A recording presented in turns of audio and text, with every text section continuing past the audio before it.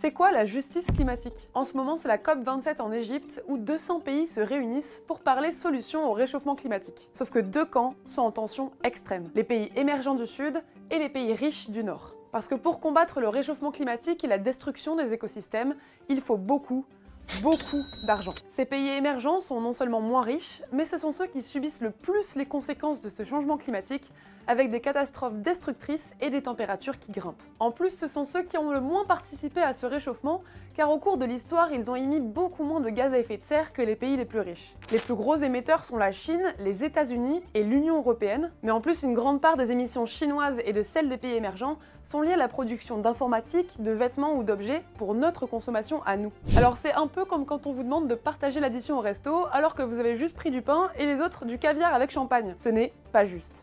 Les pays du Nord avaient promis en 2020 100 milliards d'euros par an pour aider les pays du Sud à lutter contre le réchauffement climatique. Cette promesse n'a pas été tenue entièrement et aujourd'hui les pays du Sud exigent des paiements pour dommages et intérêts. Selon un rapport sorti pour la COP27, il faudrait 2000 milliards de dollars par an pour réaliser ces investissements.